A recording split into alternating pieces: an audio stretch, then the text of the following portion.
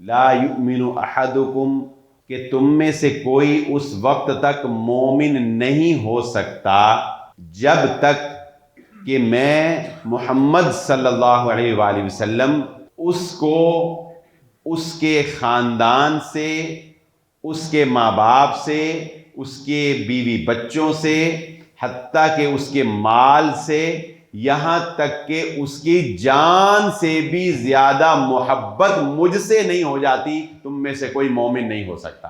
جب سنت پہ عمل کرو گے تو آسانی رہے گی، جب بدعت اور خرافات کو شامل کرو گے، جب سنت کو ترک کرنے کی کوشش کرو گے تو عمل کرنا بھی مشکل ہو جائے گا اور دین بھی تمہارے لیے مشکل ہو جائے گا۔ کہ نبی صلی اللہ علیہ وآلہ وسلم کی سنت کے اوپر عمل کرنے کے لیے انسان کو ہر طرح سے زور لگانا چاہیے، ہر طرح سے کوشش اور کاوش کرنی چاہیے، یہ آپ کے ساتھ محبت کا تقاضا ہے۔ ہماری آج کی یہ مختصر گفتگو رسول اللہ صلی اللہ علیہ وآلہ وسلم کی ذات اقدس سے محبت اور نبی صلی اللہ علیہ وآلہ وسلم کی اطاعت و فرما برداری اور آپ کی سنت کی اہمیت کے حوالے سے ہوگی۔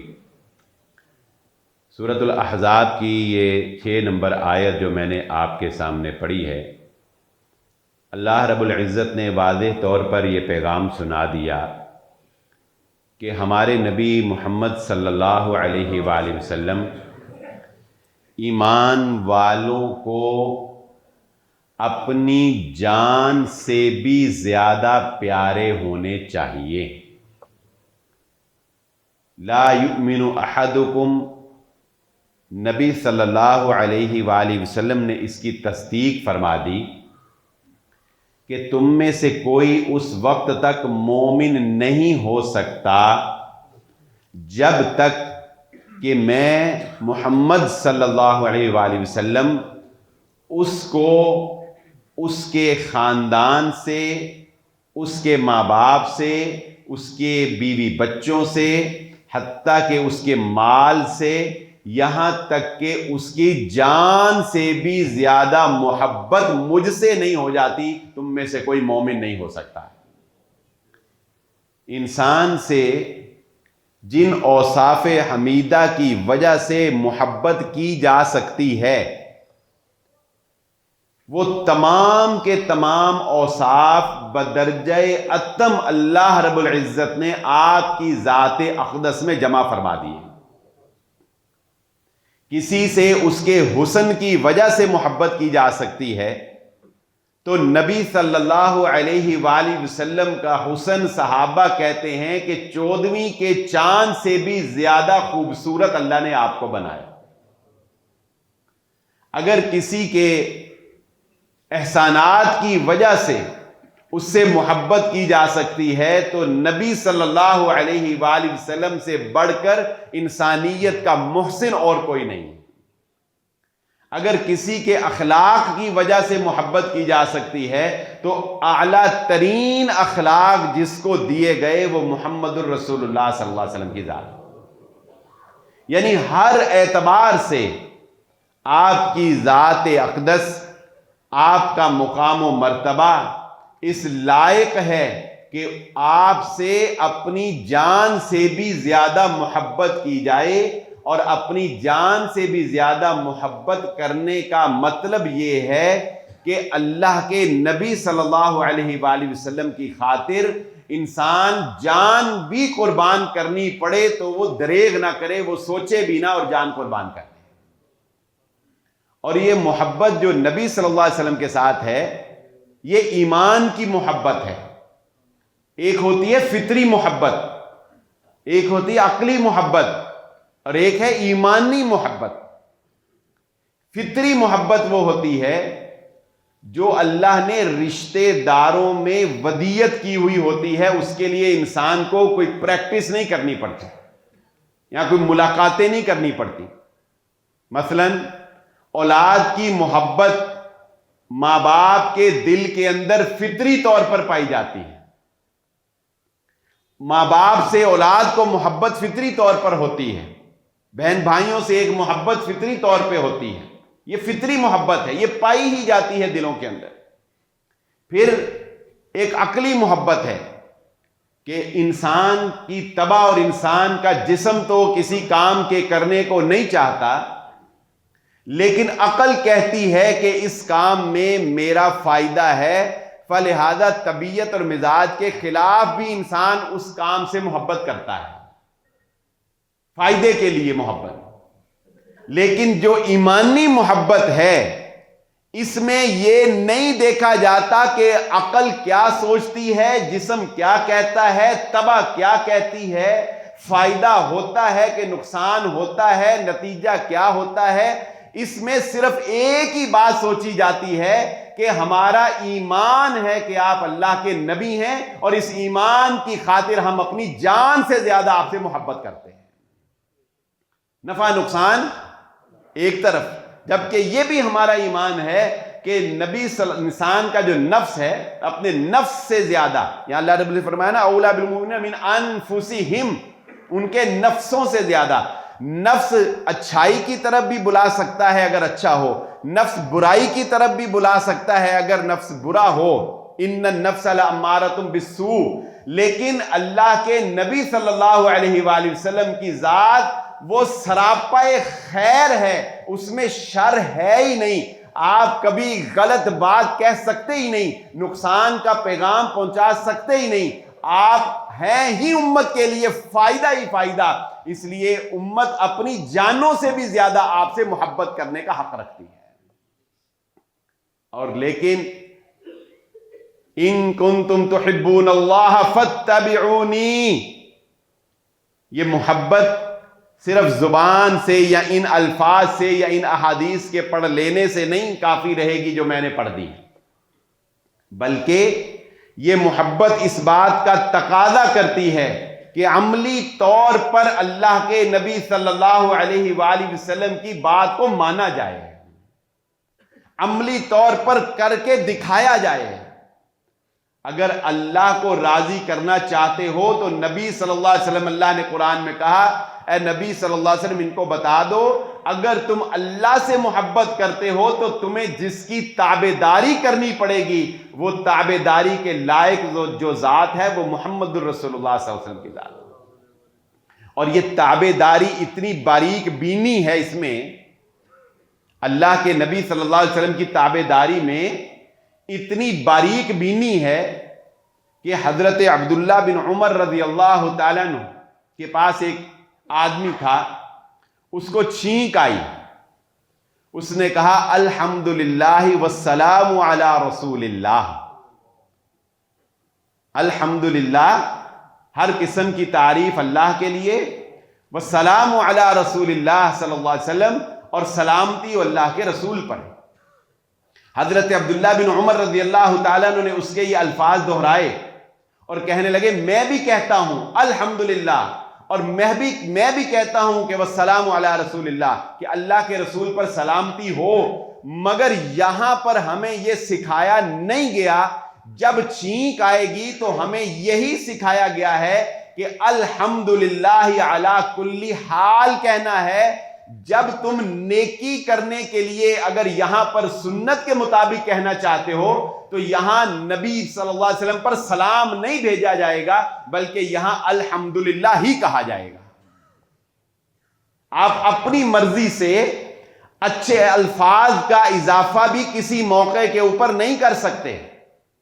کتنی اچھی اچھی دعائیں ہیں جو انسان پڑھ سکتا ہے، لیکن سلام پھیرنے کے بعد وہی دعائیں پڑھی جائیں گی جو دعائیں محمد الرسول اللہ صلی اللہ علیہ وسلم نے سکھائی ہیں، تو ہی سنت کے اوپر عمل ہوگا، تو ہی فائدہ ہوگا۔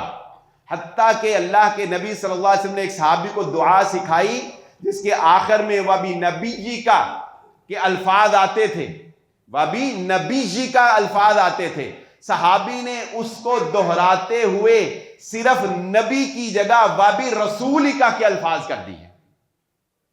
دعا ہے لمبی، صرف وَبِ نبی کا کی جگہ کیا کہا صحابی نے؟ وبی رسول کا، نبی کی جگہ رسول کہہ دیا. اگر مفہوماً دیکھا جائے تو ایک ہی معنی میں دونوں استعمال ہو جاتے ہیں نا، لیکن اللہ کے نبی صلی اللہ علیہ وسلم نے کہا نہیں، اگر تم وہ دعا کا فائدہ حاصل کرنا چاہتے ہو جو دعا محمد عربی صلی اللہ علیہ وسلم نے سکھائی ہے تو تمہیں رسول نہیں کہنا، یہاں پر وبی نبی جی کا کہو گے تو تمہیں سنت کا ثواب ملے گا، سنت پر عمل کرنے کا ثواب ملے گا.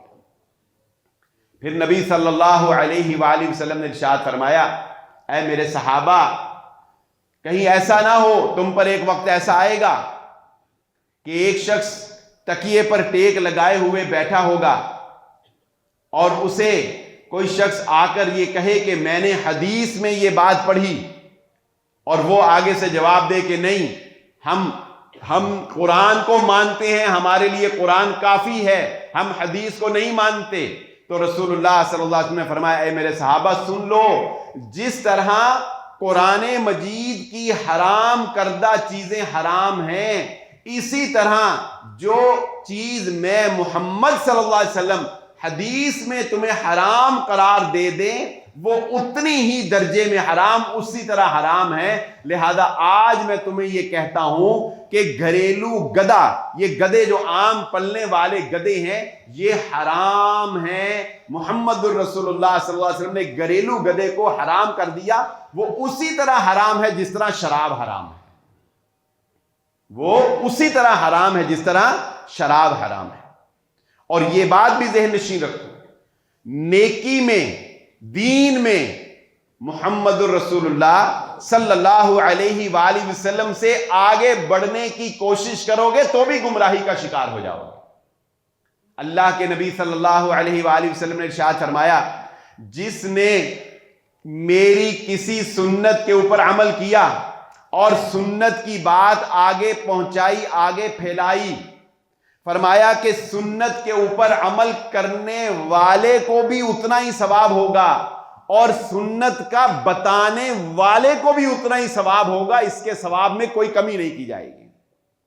اور اگر کسی نے کوئی بدعت جاری کی، دین میں کوئی نیا کام، دین میں کوئی اضافہ کر دیا، وہ کام جو محمد الرسول اللہ صلی اللہ علیہ وآلہ وسلم کی حیات مبارکہ میں ممکن تھا ہو سکے، وہ دین کا کام تھا لیکن اس پر آپ کی مہر ثبت نہیں ہوئی. اگر کسی نے کوئی بدعت جاری کی، جتنے لوگ اس بدعت کے اوپر عمل کریں گے، اس بدعت پہنچانے والے کو، جاری کرنے والے کو، لگانے والے کو برابر گناہ بھی ہوگا، اور فرمایا ان دونوں کی سزا بھی برابر رہے گی.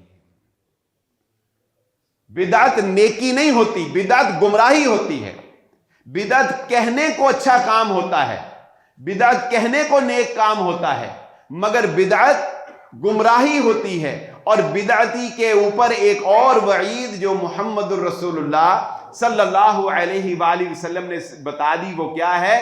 فرمایا کہ بدعتی انسان کی اللہ تعالیٰ توبہ قبول نہیں کرتا جب تک کہ وہ اپنے بدعت کے کام کو چھوڑ نہیں دیتا ہے.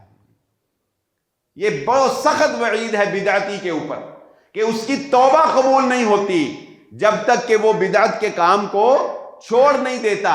اور یہ توفیق بھی اس لیے اس سے سلب ہو جاتی ہے، الا ماشاءاللہ کہ کسی کو اللہ ہدایت دے دے کہ وہ اس غلط کام کو جو دین میں اضافہ ہوتا ہے وہ نیکی سمجھ کے کر رہا ہوتا ہے، تو وہ اس سے توبہ کرنے کے امکانات بھی بہت کم رہ جاتے ہیں. پہلے اس کو یہ سمجھنا پڑے گا کہ یہ کام جو میں نیکی سمجھ کے کر رہا ہوں یہ نیکی نہیں ہے، یہ گناہ کا کام ہے، اس لیے کہ اس پر محمد الرسول اللہ صلی اللہ علیہ وسلم کا عمل نہیں ہے، اس پر نبی صلی اللہ علیہ وسلم کی مہر نہیں لگی ہوئی.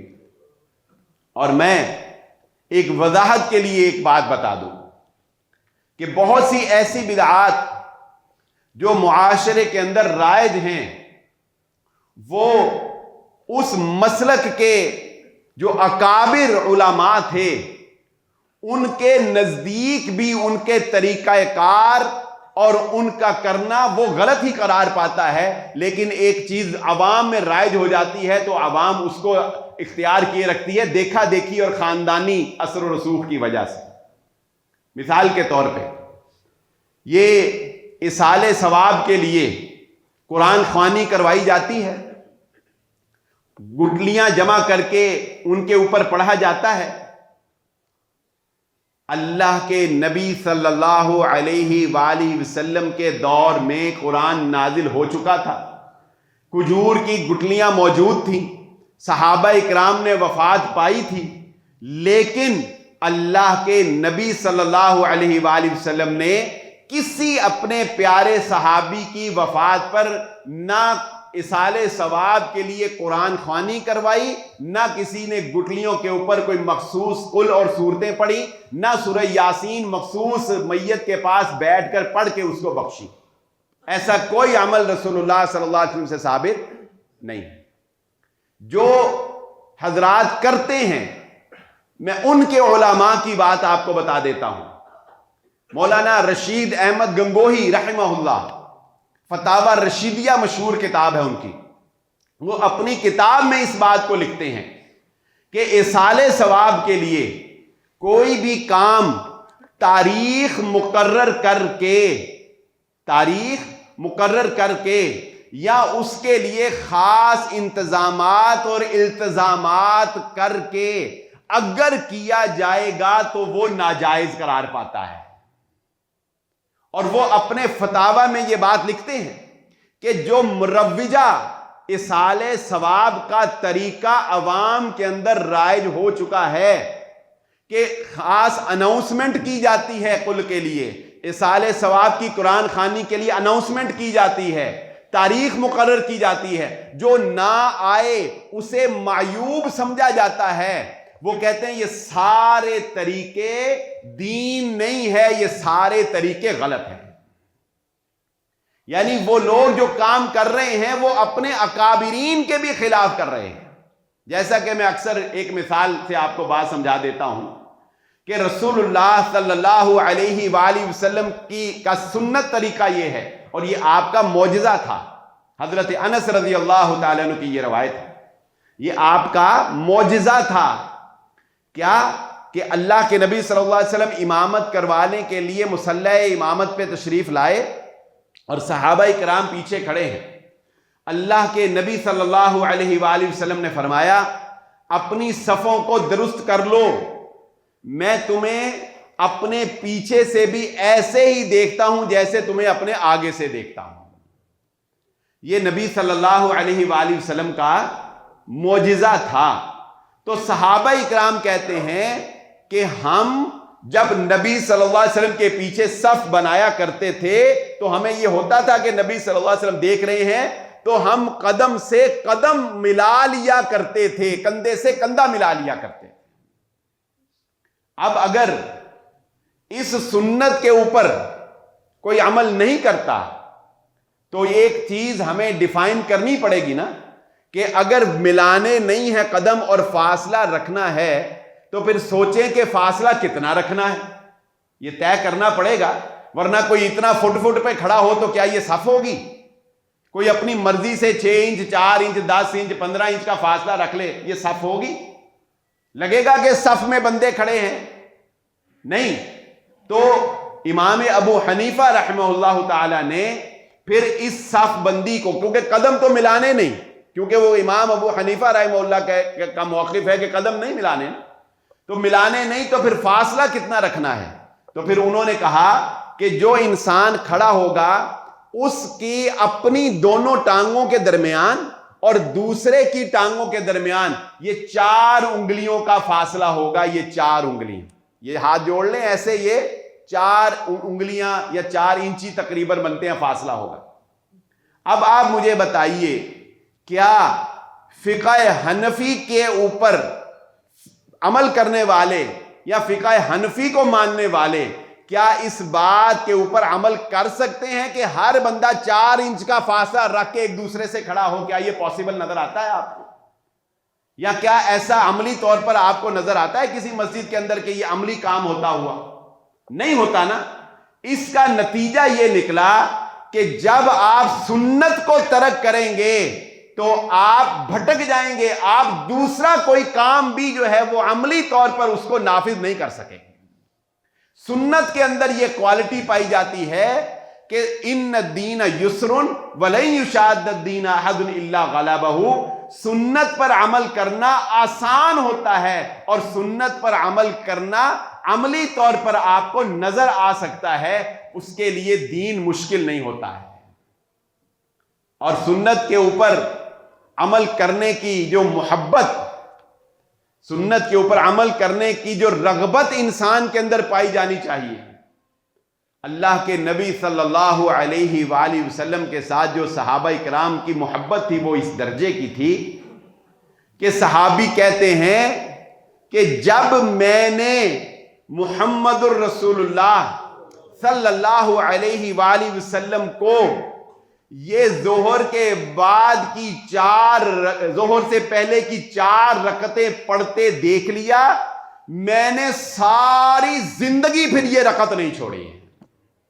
ایک دفعہ دیکھ لیا اللہ کے نبی صلی اللہ علیہ وسلم کو کرتے ہوئے، ساری زندگی پھر جتنے حدیث کے راوی ہیں وہ سارے کہتے ہیں ہم نے ایک دفعہ نبی صلی اللہ علیہ وسلم کو دیکھ لیا، ہم نے ساری زندگی پھر یہ کام نہیں چھوڑا ہے.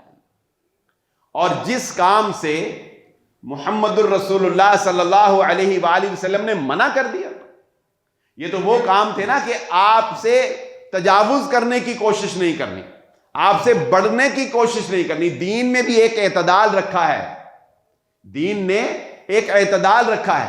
آپ ساری رات جاگ کر عبادت کریں یہ نیکی نہیں ہے. آپ شادی اس لیے نہ کروائیں کہ اللہ اللہ کریں گے، یہ نیکی نہیں ہے. آپ ہمیشہ روزے رکھنا شروع کر دیں یہ نیکی نہیں. اللہ کے نبی صلی اللہ علیہ وسلم نے فرمایا تھا تم میں سے کوئی مجھ سے زیادہ نیک نہیں ہو سکتا. یہ کتنی پیاری بات ہے. تم میں سے کوئی مجھ سے زیادہ نیک نہیں ہو سکتا. کوئی یہ کوشش نہ کرے کہ وہ زیادہ پڑھ کے، زیادہ ذکر و اذکار، زیادہ روزے رکھ کے مجھ سے نیک ہو جائے. نہیں، جتنا میں نے کر دیا ہے وہی نیکی ہے. اس سے تجاوز کرو گے تو نیکی شمار نہیں ہوگی، وہ غلوب ہو جائے گا. فرمایا میں روزے بھی رکھتا ہوں، افطار بھی کرتا ہوں، میں راتوں کو سوتا بھی ہوں، میں راتوں کو جاگتا بھی ہوں، میں نے شادیاں بھی کر رکھی ہیں. میں محمد صلی اللہ علیہ وآلہ وسلم کی سنت سے جو تجاوز کرنا کی کوشش کرے گا وہ بدعت قرار پائے گی، وہ دین میں اضافہ قرار پائے گا. اور جس بات سے اللہ کے نبی صلی اللہ علیہ وآلہ وسلم نے منع کر دیا اس کی تو انتہا ہے. جس بات سے نبی صلی اللہ علیہ وسلم نے منع کر دیا، یہ حدیث سن کر احساس پیدا ہوگا ہمیں کہ ہم اپنے نبی محمد الرسول اللہ صلی اللہ علیہ وآلہ وسلم کی کتنی ہی ایسی منع کی گئی باتوں کو اہمیت نہیں دیتے ہیں. یہ منگنیوں کے اوپر سونے کی انگوٹھیاں، شادیوں کے اوپر سونے کی انگوٹھیاں مردوں کو پہنائی جا رہی ہیں کہ نہیں جا رہی؟ سونے کی گھڑیاں پہنائی جا رہی ہیں کہ نہیں پہنائی جا رہی؟ یہ سونے کے بریسلٹ اور سونے کی چین جو ہیں یہ لڑکے پہن رہے ہیں کہ نہیں پہن رہے؟ ایک صحابی اللہ کے نبی صلی اللہ علیہ وآلہ وسلم کی مجلس میں تشریف فرما تھے. مسئلے کا علم نہیں تھا، بات کا پتہ نہیں تھا، اپنے ہاتھ میں سونے کی انگوٹھی پہنی ہوئی تھی. اللہ کے نبی صلی اللہ علیہ وآلہ وسلم نے پوچھا یہ گولڈ ہے؟ کہا ہاں جی اللہ کے نبی صلی اللہ علیہ وسلم یہ سونا ہے. اللہ کے نبی صلی اللہ علیہ وآلہ وسلم نے فرمایا شریعت محمدیہ صلی اللہ علیہ وآلہ وسلم میں اللہ رب العزت نے سونے کو حرام قرار دے دیا ہے. انگوٹھی اسی وقت اتاری اور اتار کر پھینک دی، جیب میں نہیں ڈالی. ڈال سکتے تھے، جیب میں ڈال سکتے تھے، جیب میں نہیں ڈالی، پھینک دی. مجلس برخاست ہو گئی. اللہ کے نبی صلی اللہ علیہ وآلہ وسلم تشریف لے گئے.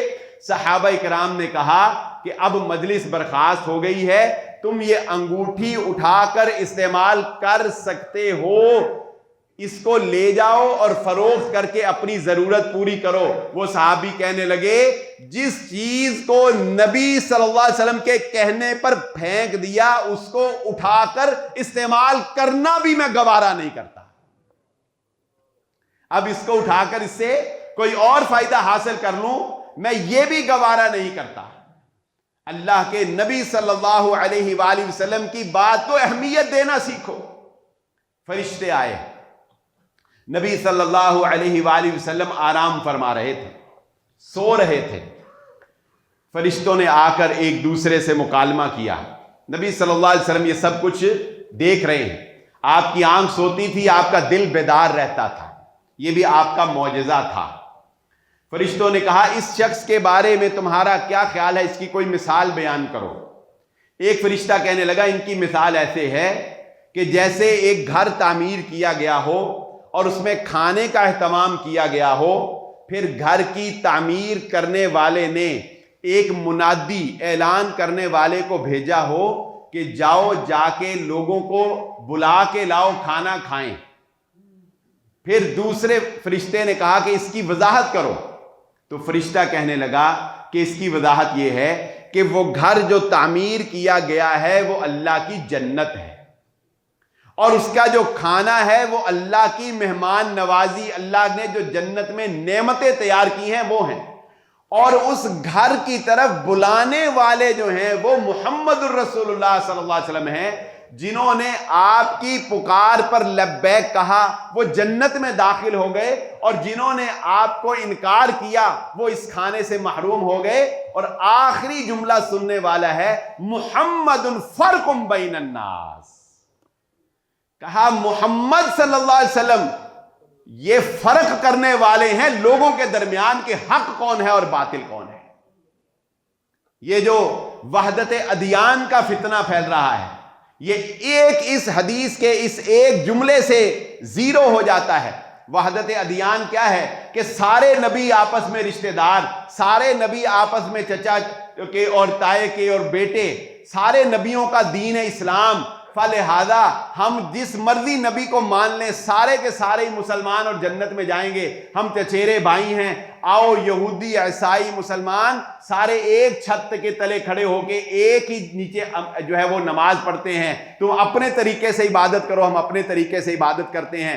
پھر کیا ہوا, ہم ابراہیم کو مانتے ہیں. پھر کیا ہوا, ہم عیسیٰ کو مانتے ہیں. پھر کیا ہوا, تم محمد کو مانتے ہو صلی اللہ علیہ وسلم. ہم سب ایک ہیں. فرشتوں نے کہا نہیں, محمد فرق بین الناس, جو محمد صلی اللہ علیہ وسلم کو مانے گا وہی مسلمان قرار پائے گا.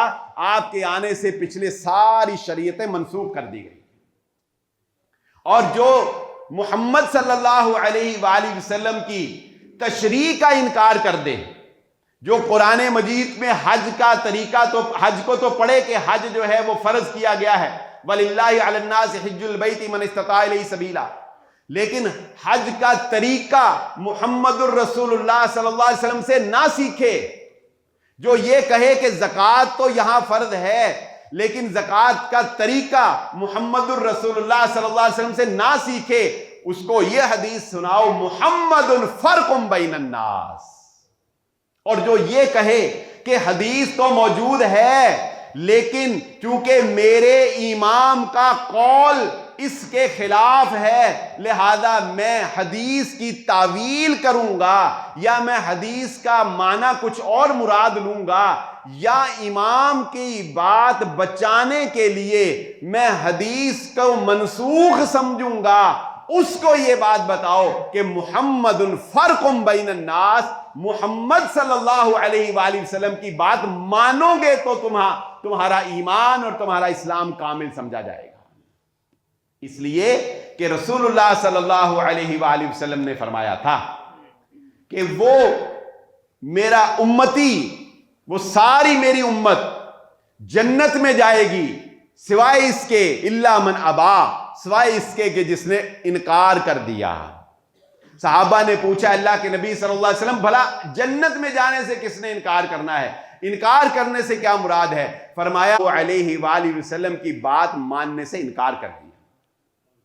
اور صحابہ اکرام حضرت عبداللہ بن عمر رضی اللہ تعالی عنہ ایک مرتبہ اپنے غلام کے ساتھ جا رہے تھے, بانسری کی آواز کانوں میں پڑی, فوراً کانوں میں انگلیاں دے لی, فوراً کانوں میں انگلیاں دے لی.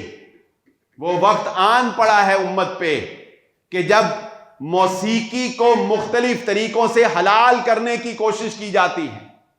یہ روایت اس کے لیے ایک دلیل ہے.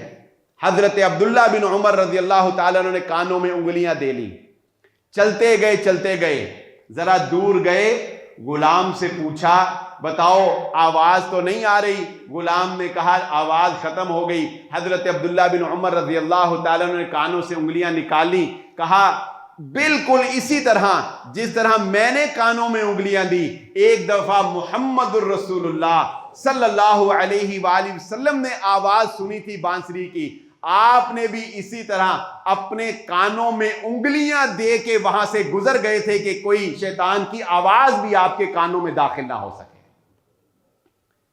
صحابہ کرام اس طرح محمد الرسول اللہ صلی اللہ علیہ وآلہ وسلم کی اطاعت اور محبت اللہ کے نبی صلی اللہ علیہ وسلم سے کیا کرتے ہیں. اطاعت و فرما برداری کمال درجے کی, اور محبت بھی کچھ ان کی ایسی تھی, محبت بھی ان کی کچھ ایسی تھی کہ ایک صحابی اللہ کے نبی صلی اللہ علیہ وآلہ وسلم کے پاس آ کر کہتے ہیں, اے اللہ کے نبی صلی اللہ علیہ وسلم, میں اس بات کو سوچ کر اداس ہو جاتا ہوں, چہرے پر پریشانی چھا جاتی ہے. نبی صلی اللہ علیہ وسلم نے پوچھا کیا بات ہے, تمہارے چہرہ اداسی سے بھرا لگ رہا ہے؟ کہا میں سوچتا ہوں کہ آپ جنت کے سردار, انبیاء کے سردار, میں کہاں خاک, میں کہاں ادنا سا آپ کا صحابی, اگر میں جنت میں چلا بھی گیا تو آپ کا درجہ بہت اعلیٰ, میں کہاں نیچے. یہاں دنیا میں اداس ہوتا ہوں, دنیا میں کوئی پریشان ہوتا ہوں تو آپ کے چہرے کا دیدار کر لیتا ہوں, ساری پریشانی دور ہو جاتی ہے. آپ کے چہرہ پر انوار کو دیکھ لیتا ہوں, سارے دکھ دور ہو جاتے ہیں. جنت میں آپ اندازہ کیجئے محبت کا عالم, کہ ہم جیسا سوچتا ہے جنت میں جائیں گے او انیاں ہوراں ہون گیا, انہیں اتے جڑے نہراں بیریاں ہون گیا, انہیں تخت لگے ہون گے. صحابہ کی محبت کا معیار دیکھیں, جنت میں جا کر بھی سوچ رہے ہیں کہ اللہ کے نبی صلی اللہ علیہ وسلم جنت میں جا کے آپ کا دیدار کیسے کر پاؤں گا. اللہ ہم سب کو جنت میں محمد الرسول اللہ صلی اللہ علیہ وسلم کی ملاقات اور آپ کا دیدار نصیب فرمائے, اور اللہ اپنا دیدار ہمیں نصیب فرمائے. تو اللہ کے نبی صلی اللہ علیہ وآلہ وسلم نے فرمایا, اے میرے صحابی خوش ہو جا, قیامت والے دن انسان اسی کے ساتھ ہوگا جس سے وہ محبت کرتا ہوگا. محبت اس درجے کی ہو اور اطاعت اور فرما برداری ساتھ شامل ہو, اور بدعات سے خود کو بچایا جائے, یہ بدعات و خرافات سے خود کو بچایا جائے, اور اس کے بعد اللہ رب العزت سے جنت کی امید رکھی جائے, تو یہ مومن کی شان ہے, یہ مومن کا وتیرہ ہے, یہ مومن کو محمد الرسول اللہ صلی اللہ علیہ وآلہ وسلم نے سکھایا ہے. فرض نماز ہم پڑھتے ہیں. حضرت ابو سعید رضی اللہ تعالی عنہ اس آیت کے شان نزول میں جا کر آپ یہ بات دیکھ سکتے ہیں. یہ سورۃ الاحزاب کی آیت نمبر 6 تھی جو میں نے آپ کے سامنے جس کا پہلا ٹکڑا پڑھا, النبی اولا بالمؤمنین من انفسہم. حضرت ابو سعید رضی اللہ تعالی عنہ لوگوں کو مسجد میں فرض نماز پڑھا رہے ہیں, لوگوں کو مسجد میں فرض نماز پڑھا رہے ہیں. اللہ اکبر. اللہ کے نبی صلی اللہ علیہ وآلہ وسلم نے آواز دی, نبی صلی اللہ علیہ وآلہ وسلم نے آواز دی, تشریف نہیں لائے, نماز پوری ہو گئی, نماز پوری ہو گئی تو تشریف لائے. نبی صلی اللہ علیہ وسلم نے پوچھا, ابو سعید میں نے تمہیں آواز دی تھی کیوں نہیں آئے؟ کہنے لگے اللہ کے نبی صلی اللہ علیہ وسلم میں فرض نماز پڑھا رہا تھا. فرمایا ابو سعید کیا تم جانتے نہیں اللہ نے قرآن میں یہ حکم دے دیا کہ جب اللہ اور اس کا رسول تمہیں بلائے تو تمہیں دوڑتے ہوئے لبیک کہنا ہے, تمہیں ان کی بات پر حاضری دینی ہے. چاہے تم فرض نماز پڑھا رہے تھے, میرے بلانے پر فرض نماز چھوڑ کے تمہیں آنا چاہیے تھا. میرے بلانے پر فرض نماز ترک کر کے تمہیں آنا چاہیے تھا. یہ مقام ہے محمد الرسول اللہ صلی اللہ علیہ وآلہ وسلم کی پکار کا. یہ مقام ہے محمد الرسول اللہ صلی اللہ علیہ وآلہ وسلم کی بات کا. یہ مقام ہے نبی صلی اللہ علیہ وآلہ وسلم کی حدیث کا. جو بات حدیث میں آ جائے اسے معمولی نہیں سمجھنا چاہیے. اپنی نمازوں کو، اپنے روزوں کو، اپنے حج کو، اپنی عبادات کو، اپنے نفل و نوافل کو، اپنے صدقہ اور خیرات کو اس طریقے کے مطابق ادا کرو جو طریقہ محمد الرسول اللہ صلی اللہ علیہ وسلم کا. اگر اس طریقے پر نہیں ہوگا، اگر اس طریقے پر نہیں ہوگا تو امام مالک رحمہ اللہ کی ایک بات سنا کے بات کو ختم کرتے ہیں. ان کے پاس ایک شخص آیا، آ کر کہنے لگا مجھے وضو کرنے کا طریقہ بتا دیجیے. اب سوال ویسے تو ٹھیک ہے، لیکن امام صاحب اسے ایک خاص تعلیم دینا چاہتے تھے، اسے ایک بات سمجھانا چاہتے تھے. اس نے کہا مجھے وضو کا طریقہ بتا دیجیے. امام صاحب نے کہا تمہارا سوال درست نہیں، اپنا سوال ٹھیک کرو. اس نے کہا جی میرا سوال کیسے درست نہیں ہے؟ اس نے پھر کوئی الفاظ آگے پیچھے کر کے دہرایا. تیسری مرتبہ امام صاحب نے اس کو کہا تمہیں سوال اس طرح کرنا چاہیے کہ مجھے محمد الرسول اللہ صلی اللہ علیہ وآلہ وسلم کے وضو کا طریقہ سکھا دیجئے، کیونکہ وضو کا طریقہ وہی قابل قبول ہوگا جو محمد الرسول اللہ صلی اللہ علیہ وآلہ وسلم نے سکھایا ہوگا. اسی طریقے سے اعضاء کو دھوگے، اسی ترتیب سے اعضاء کو دھوگے. جہاں مسح کرنا ہے وہاں مسح کرو گے. وہاں دھونے سے، دھونا زیادہ صفائی کرتا ہے نا، مسح کم کرتا ہے، بتائیں ایسا ہی ہے نا. مسح تو صرف ہاتھ پھیرنا ہے، اور اگر بالوں کو دھو ہی لیا جائے تو کیا زبردست ہے. لیکن وضو میں بالوں کو دھونے سے وضو نہیں ہوگا. وضو بالوں کو دھونے سے نہیں ہوگا کہ آپ کہیں کہ یار مسح کا حکم ہے چلو میں دھو ہی لینا، مسح تو چھوٹی تھوڑی صفائی کرتا ہے، میں بڑی صفائی کر لیتا ہوں. نہیں، جہاں مسح کرنے کا کہا گیا ہے وہاں مسح ہی کیا جائے گا، اور جہاں دھونے کا کہا گیا ہے وہاں دھویا جائے گا. اور جن اعضاء کو مکمل دھونے کا کہا گیا ہے وہاں اگر ایک نقطے برابر بھی جگہ خشک رہ گئی تو رسول اللہ صلی اللہ علیہ وسلم نے فرمایا ویل للعقاب، ہلاکت ہے ان وضو کرنے والوں کے لیے جنہوں نے وضو تو کیا لیکن ان کی ایڑیاں خشک رہ گئی، ان کا وضو نہیں ہوا. جو نبی صلی اللہ علیہ وسلم نے بتایا کہ یہ دھونا ہے وہ پورا عضو دھونا پڑے گا.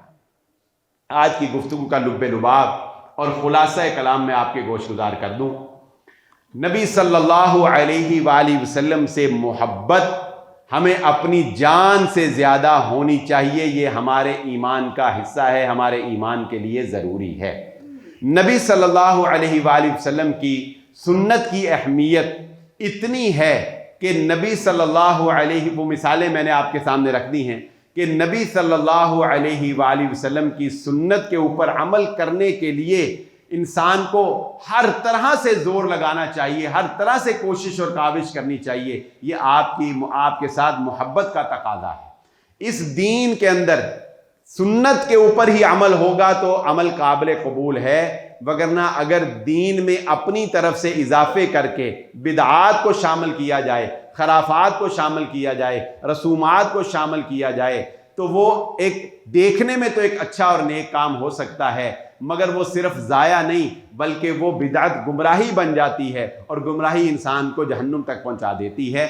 نیکی میں نبی صلی اللہ علیہ وآلہ وسلم سے بڑھ کر ہم نیکی نہیں کر سکتے.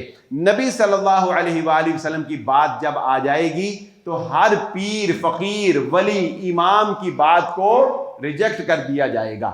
جب سنت پہ عمل کرو گے تو آسانی رہے گی، جب بدعت اور خرافات کو شامل کرو گے، جب سنت کو ترک کرنے کی کوشش کرو گے تو عمل کرنا بھی مشکل ہو جائے گا اور دین بھی تمہارے لیے مشکل ہو جائے گا۔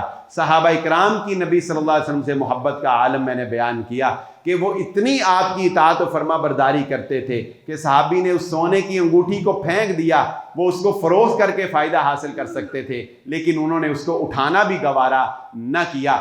فرض نماز کے بارے میں نبی صلی اللہ علیہ وسلم نے فرمایا، میں جب تمہیں بلاؤں تو تمہیں فرض نماز بھی چھوڑ کے میری پکار کے اوپر چلے آنا ہے۔ جن چیزوں کو میں نے حرام کر دیا وہ ایسے ہی حرام ہے جیسے قرآن کی حرام کردہ چیزیں جو ہیں وہ حرام ہیں۔